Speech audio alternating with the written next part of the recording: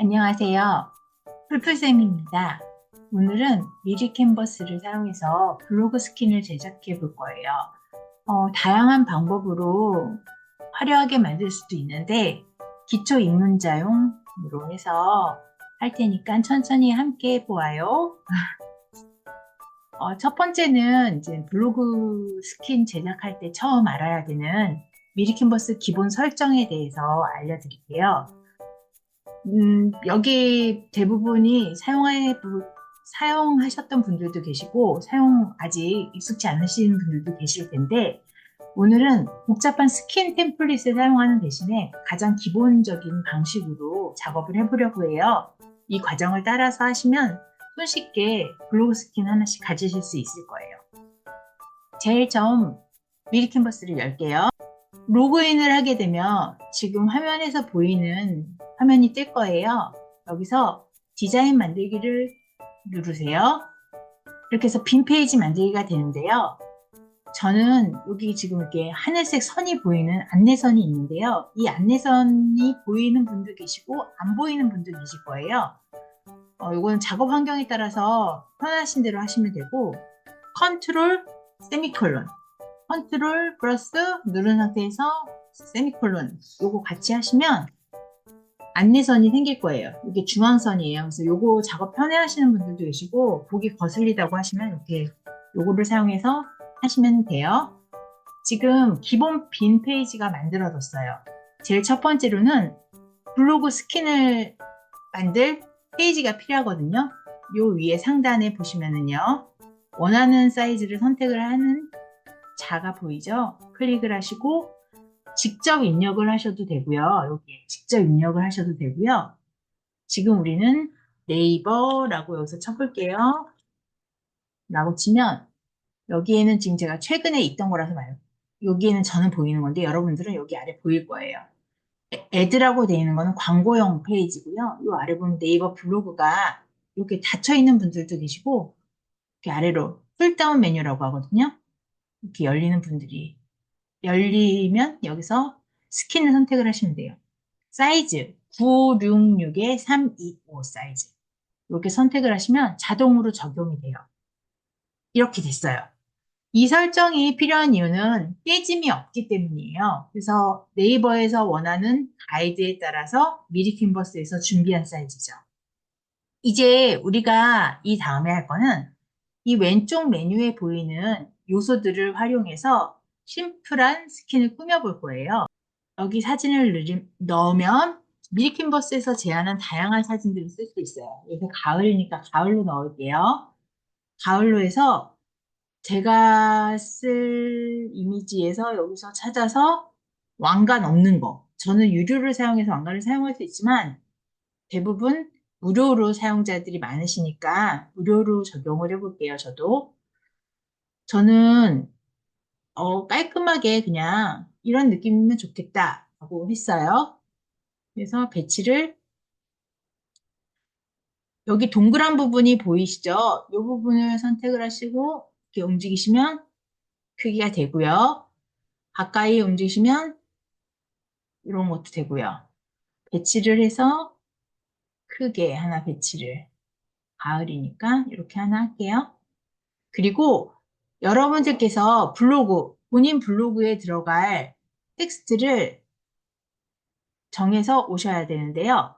저 같은 경우는 텍스트 왼쪽에 텍스트 화면을 눌러서 제목 텍스트 추가를 할게요.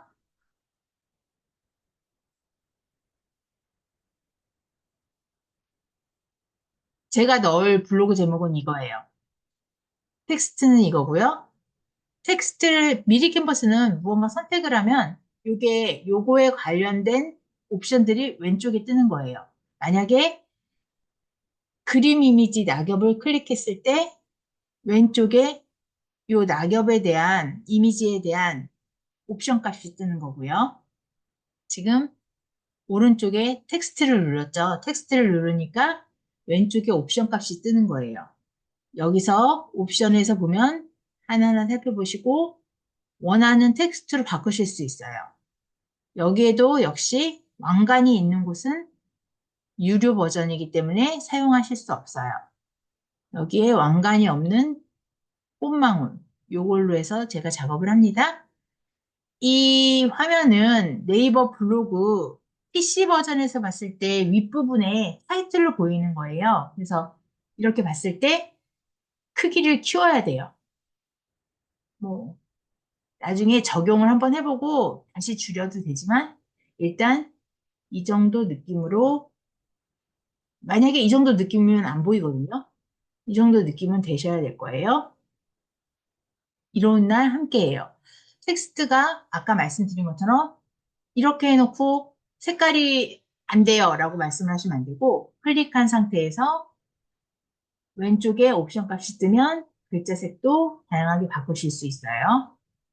주황색, 뭐 여러 가지 색깔 넣으셔도 되고요. 여기에 맞춰서 같이 색깔 선택하시고요. 지금 선택된 부분에서 총 두 개의 요소가 들어갔죠. 낙엽 이미지, 그리고 텍스트 이미지. 만약에 배경 컬러를 바꾸고 싶다라고 하시면 지금 우리가 가지고 있는 이 빈 페이지 스케치북의 아랫부분을 살펴보시면 이 네모가 보여요. 컬러 팔레트인데 여기서 선택을 하셔서 다양하게 적용해 보실 수 있어요. 저는 이런 컬러로 할게요. 짠! 이렇게 하면은 끝난 거예요. 타이틀은 눈에 잘 띄어야 되기 때문에 크기를 키워야 되는 거를 추천드리고요. 색상도 다양하게 왼쪽에서 조절해 보시면 돼요. 만약에 보통 디자인적으로 약간 조금 더 요소를 넣고 싶다라고 하시면 이거를 하나 더 복사. 여기서 복제하기, 요거가 복제하기거든요. 하셔서 아이고, 가을을 좋아하는 이름. 제가 이름이라는 이름으로 쓰고 있는 블로그거든요. 그래서 같이 똑같은 크기면 보기에 부딪혀서 안 좋고요. 디자인적으로 이야기할 때는 보통 3대 1 정도의 비율이라고 해요. 그렇게 해서 하는 게 좋고 텍스트를 같은 폰트를 사용하는 거를 추천을 하지만 위에 있는 지금 메인으로 쓰이는 이 폰트 같은 경우는 게 꺾임이 많아서 좀 화려한 부분이거든요. 그래서 이런 부분들은 그냥 정직한 글씨. 뭐 예를 들면 단순한 이런 글씨가 더 좋고요. 보기가 편하고요. 여기에 클릭한 상태에서 왼쪽에 옵션을 보면 여기에 글자 조정이 있어요. 자간. 다양하게 줄일 수 있고요. 너무 이렇게 하면 글자가 안 보이겠죠? 자간도 적절히. 폰트에 따라 조금씩 다르거든요. 조절하시고 내용을 넣으시고 컬러는 뭐 동일한 컬러를 쓰시는 게 제일 안전하고요. 만약에 그렇게 눈에 띄지 않았으면 좋겠다라고 하시면 글자를 조금 줄이시고 그다음에 약간 이거는 꼭 읽히지 않아도 된다라고 생각을 하시면 크게 하실 필요는 없어요. 적당히 배치를 하시고 이 노란색과 회색이 좀 거슬린다라고 하시면 이거 선택한 상태에서 텍스트를 선택하는 게 선택을 하셔서 이렇게 선택하셔도 돼요. 왼쪽에 투명도를 보시고 이렇게 약하게 하시면 밑에 부분에 묻어나겠죠. 그래서 이런 식으로 하실 수 있으세요. 이렇게 해서 오늘 만들어 봤어요. 다양하게 요소를 요 왼쪽 부분에 있는 부분을 삽입을 해서 다양한 스타일로 꾸미면 블로그 딱 들어왔을 때 첫인상이 좋아지겠죠. 그래서 메뉴나 이런 관련된 것도 더 확인을 해 보시고요. 저장은 오른쪽 위에 저장 완료는 여기 미리 캔버스 내에 저장이 되는 거고요. 우리는 다운로드를 해야 돼요. 다운로드를 누르시면 파일 형식은 PNG를 추천해 드리고요. 블로그 스킨을 적용하게 되면 원래 JPG도 가능하고 PNG 둘 다 가능한데 JPG로 하면 이미지가 많이 깨지더라고요. PNG로 반드시 하고요. 여기 아래 이 부분이 중요해요. 이 부분은 고해상도 다운로드 하시면 안 돼요. 아래 빠른 다운로드를 하셔야 돼요. 고해상도로 하면 화면이 확 커지게 나오거든요. 그래서 그거는 나중에 말씀을 드리고요. 빠른 다운로드를 하시면 다운로드가 선택이 될 거예요. 그러면은 끝. 그리고 나서 블로그로 가볼게요. 본인 블로그에 들어가셔서 보시면 블로그에 기본이 이렇게 세팅이 되어 있으실 거예요. 블로그 세팅에 대한 부분은 지금 본인 블로그의 밑 상단 메뉴에 보면 내 메뉴, 여기에 세부 디자인 설정으로 들어갈 거예요. 세부 디자인 설정. 그러면 네이버에서 제안하는 다양한 디자인 템플릿이 나오거든요. 여기에서 우리는 스킨, 여기 리모컨이라는 부분 보이죠? 리모컨에서 스킨 배경 말고 그 아랫부분. 타이틀을 눌러볼게요. 타이틀을 누르면 타이틀에 관한 메뉴가 옆에 떠요. 지금 여기에 보시면 이로운 날이라고 써있는 텍스트가 블로그 제목인데요. 블로그 제목이 보이기도 하고 안 보이기도 하고, 다시 한번 할게요. 보이기도 하고 안 보이기도 하고 이렇게 할 수 있거든요. 지금 여기에서 이미지를 넣으면 글자랑 이미지랑 엉킨다 그러시는 분들은 블로그 제목을 빼는 걸 추천하고요. 나는 간섭이 없어. 이미지랑 이 글씨, 내 원래 텍스트 블로그 제목이랑 엉키는 게 없어 라고 하시면 그대로 사용하셔도 돼요. 저 같은 경우는 아까 가운데로 해서 좀 크게 텍스트를 넣었었죠. 그래서 이게 굳이 필요 없을 것 같은데, 그래도 넣고 싶다. 그러면 여기에 보면 9개 버튼 중에 아래 하단으로 넣고요. 조그맣게. 이렇게 해서 글씨도 작게. 왜냐하면 이미지가 보이지 않는 데에서는 모바일 환경이나 이런 데서 이게 보여야 될 경우가 있거든요. 그래서 이렇게 하시고요. 영역 높이는 325. 우리 아까 설정을 325로 했어요. 그러니까 320으로 설정하시고요.